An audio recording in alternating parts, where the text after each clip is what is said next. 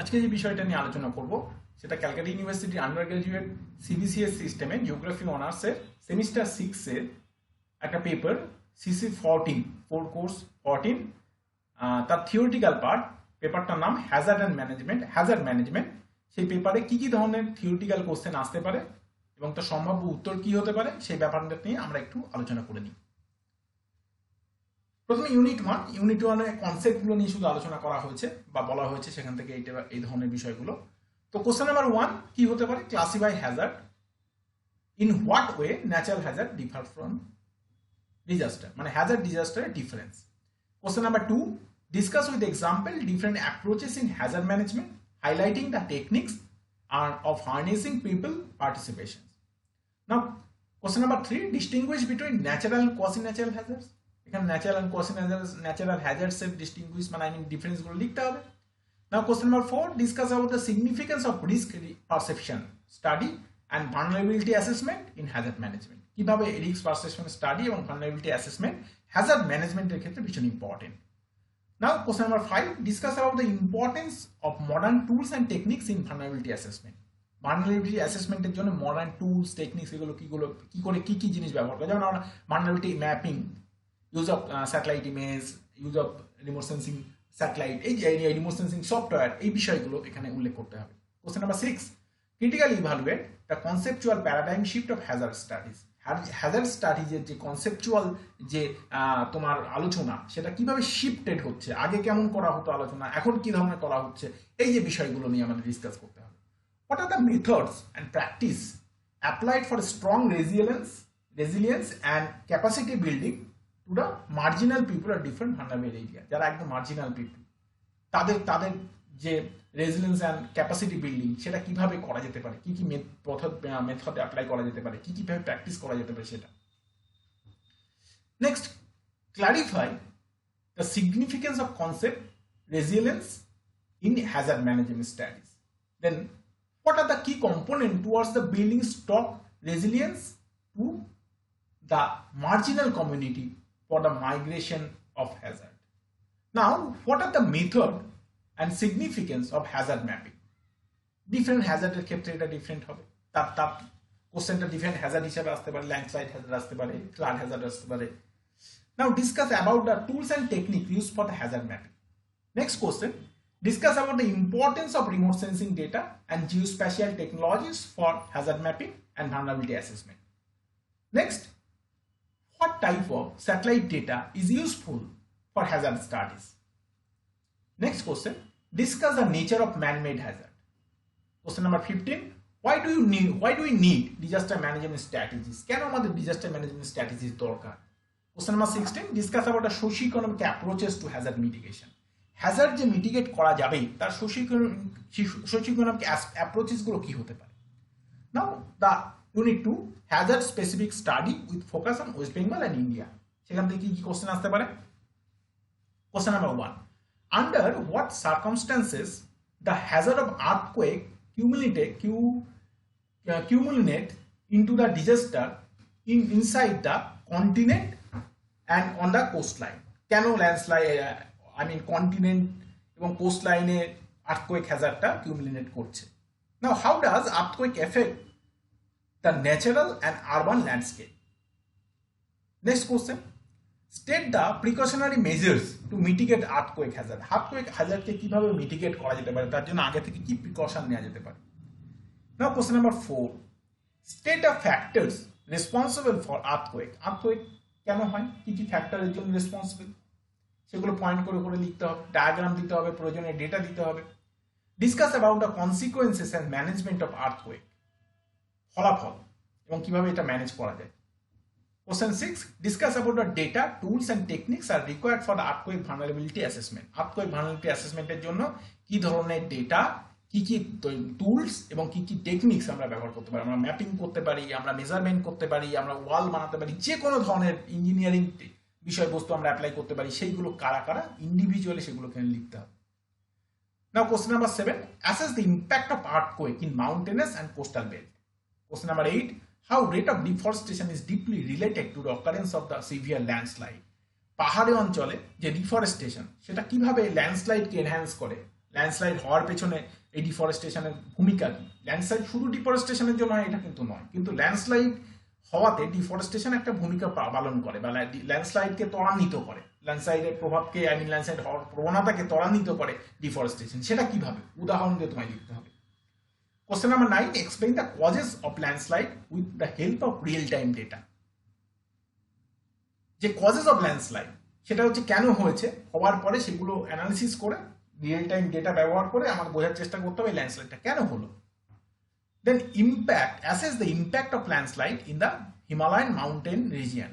হিমালয় অঞ্চলে যে ল্যান্ডস্লাইডগুলো প্রতি বছর হয়ে থাকে তার ইম্প্যাক্টগুলো অ্যাসেস করতে হবে, কোথায় হয়েছে, তার কত কি হয়েছে, এই ব্যাপারগুলো। Now, the suggest a suitable measures for the management of landslide in the northeastern state of India. Northeastern state K landslide এর রাজধানী বলা হয়, প্রচুর পরিমাণে ল্যান্ডস্লাইড হয়, তার ম্যানেজমেন্ট কিভাবে করা যেতে পারে। Briefly explain the mitigation measures of landslide, কিভাবে ল্যান্ডস্লাইডকে আমি ম্যানেজ করতে পারি। Assess the short term and long term impact of land subsidence in the mine area of West Bengal. West বেঙ্গলের যে বিভিন্ন মাইনিং এরিয়াগুলো রয়েছে সেটা ল্যান্ড সাবসিডেন্স তার শর্ট টার্ম এবং লং টার্ম কি ইম্প্যাক্ট হতে পারে। Discuss about the causes behind the occurrence of land subsidence with suitable example. কেন ল্যান্ড সাবসিডেন্স হতে পারে? মাইনিং এর জন্য হতে পারে, আন্ডারগ্রাউন্ড ওয়াটার টেবিলটা যদি নেমে যায়, মানে আন্ডারগ্রাউন্ড ওয়াটার যদি না থাকে, ভ্যাকিউম লেয়ার তৈরি হয়, তাহলে হতে পারে যে কারণ, বা কোনো মানে কোনো সেডিমেন্টেশন হচ্ছে যার জন্য গঙ্গা ডেল্টা সাবসিডাইজ হচ্ছে, নানান কারণে হতে পারে। সেই কারণগুলো এখানে বলতে হবে এবং তার টাইপগুলো এখানে বলতে হবে। Next question, discuss about the consequence of land subsidence. যদি ল্যান্ড সাবসিডেন্স হয় তার ফলাফল কি, সেইগুলো ডিটেলসে এক্সাম্পল দিয়ে বলতে হবে, ম্যাপ দিতে হবে, ম্যাপে লোকেট করে দেখাতে হবে যে তুমি কোন অঞ্চলগুলোর এক্সাম্পল দিচ্ছ, এবং প্রয়োজনে ডেটা দিতে হবে। এইগুলো খুব important. Now question number 16, suggest suitable measures for the management of land subsidence. এই যে ল্যান্ড সাবসিডেন্স যদি হয় বা হওয়ার আগে কি কি ধরনের মেজার্স নেওয়া যেতে পারে, pre Hazard, post Hazard. Next, question number 17, what type of data is required for land subsidence vulnerability zonation mapping? কোন ধরনের ডেটা দরকার এই land subsidence vulnerability zonation mapping করার জন্য? Next, question number 18, briefly discuss the environmental impact of hailstorm. হেলস্টর্মের কি environmental impact রয়েছে? How does tornado originated, কিভাবে টর্নেডো তৈরি হয়? Why it is high frequent in humid tropics. কেন টর্নেডো হিউমিড ট্রপিক্সে এত লোকেটেড, কেন এখানে বেশি উৎপন্ন হয়, কেন এখানে বেশি located? Question number 20, what are the geographical factors responsible for occurrence of tropical cyclone? Tropical cyclone হওয়ার জন্য কি কি geographical factors ভীষণ ইম্পর্টেন্ট, লোকেশন দিয়ে উদাহরণ দিয়ে বলতে হবে। Question number 21, why frequency and intensity of tropical cyclone is increasing eastern coastal area of India? কেন ইস্টার্ন কোস্টাল এরিয়াতে ট্রপিক্যাল সাইক্লোনের ইন্টেন্সিটি ফ্রিকোয়েন্সি হচ্ছে? আমরা মাঝে মাঝেই দেখতে পাচ্ছি বিভিন্ন ট্রপিক্যাল সাইক্লোন প্রত্যেক বছরই প্রায় ইস্টার্ন কোস্টাল এরিয়াটাকে বেশি এফেক্ট করছে। কেন? কারণগুলো কি? Question number 22, why Bay of Bengal is experiencing more tropical cyclone than Arabian Sea? Arabian Sea কেন বেশি পাচ্ছে না? কেন ট্রপিক্যাল সাইক্লোন ম্যাক্সিমাম বে অফ বেঙ্গলে অরিজিনেটেড হচ্ছে? তার কারণগুলো কি কি সেগুলো লিখতে হবে। Now next question number 23, discuss about the role of climate observation satellite to track and management of tropical cyclone with real time examples.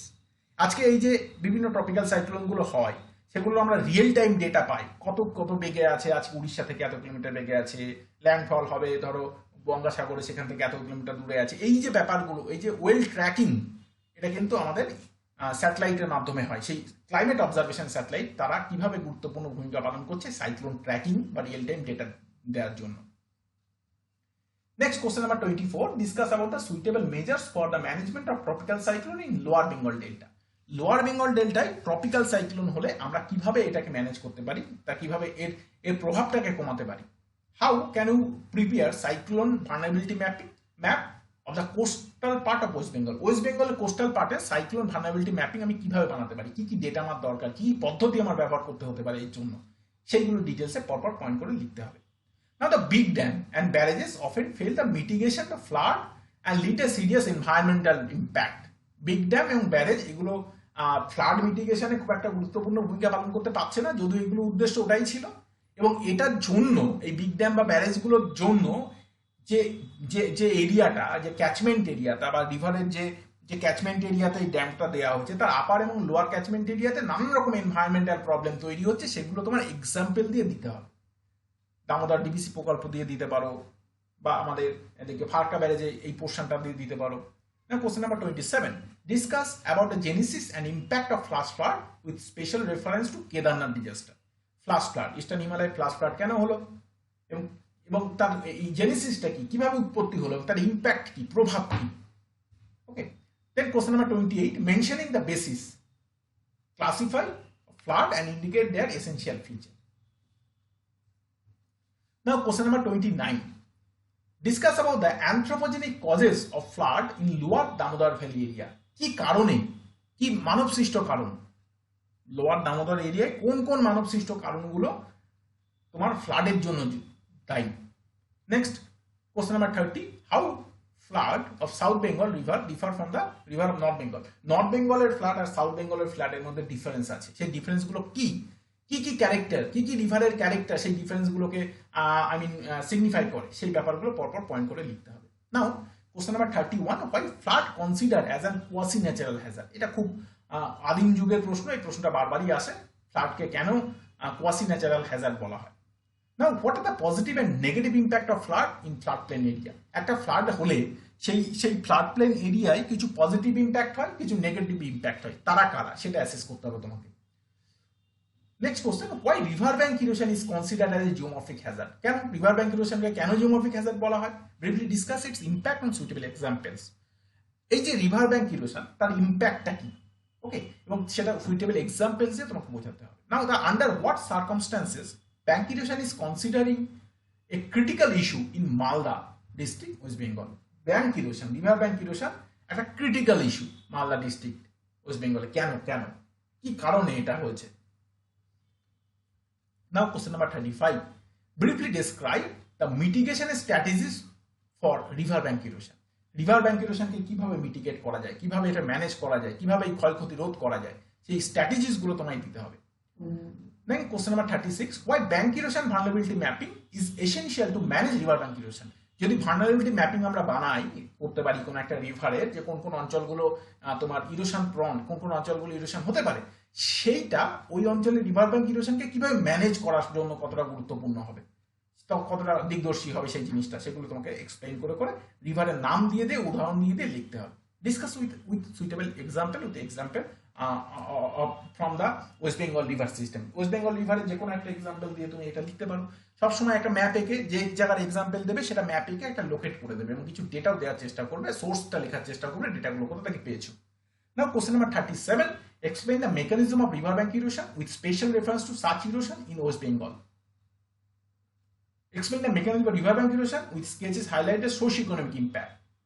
Now, the discuss about the human impact of river bank erosion. মানুষের কি river bank ইরোশনে কি ভূমিকা রয়েছে। Now, discuss about the factors and consequences of forest fire in India. ইন্ডিয়ার forest fire কেন হচ্ছে, তার factor এবং তার ফলাফল কি। এই কয়েক মাস আগে উড়িষ্যার শিমলিপালে একটা ফরেস্ট ফায়ার হলো, ওকে, তার আগে উত্তরাখণ্ডে ফরেস্ট ফায়ার হলো, এগুলো কেন হচ্ছে এবং তার ফলাফল কি, এনভায়রনমেন্টাল ইম্প্যাক্ট কি, ইকোলজিক্যাল ইম্প্যাক্ট কি, ল্যান্ডের উপরে কি প্রভাব পড়ছে, পেট্রোলজিক্যাল কি ইম্প্যাক্ট, জিওমরফোলজিক্যাল ইম্প্যাক্ট, এগুলো সব আলাদা আলাদা করে পয়েন্ট করে করে এক্সাম্পল দিয়ে দিয়ে লিখতে হবে। The question is question number 41, that is the last question, that highlight a spatio-temporal scenario of forest fire in India. Spatial মানে কোথায় কোথায় হয়েছে এবং টেম্পোরাল পরপর ইন্ডিয়াতে, ধরো বিগত 5 বছর, বিগত 10 বছরে কোথায় কোথায় ফরেস্ট ফায়ার হয়েছে, সেটা কি ইন্টেন্সিটি ছিল, সেই বিষয়গুলো তোমাকে লোকেট করে করে পয়েন্ট করে তোমাকে লিখতে হবে। কতটা লিখবে ডিপেন্ডস অন তোমার কতটা কোশ্চেনের জন্য, এই কোশ্চেনের জন্য কতটা নাম্বার অ্যাসাইন করা আছে। কিন্তু always remember, map, real time data, location, এগুলো যেন পরিষ্কার করে উল্লেখ করে দেওয়া থাকে। ওকে, আই থিঙ্ক এই কোশ্চেনগুলো করলে তোমাদের অনেকটা প্রিপারেশন হয়ে যাবে।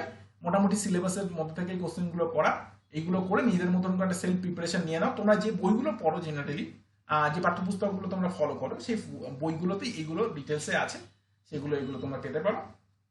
আর গুগল স্কলার বা রিসার্চ গেট বলে একটা হাব আছে, সার্চ হাব, যেখান থেকে অনেক কেস স্টাডিজ থেকেও তোমরা এই কোশ্চেনগুলোর অ্যান্সার পেতে পারো।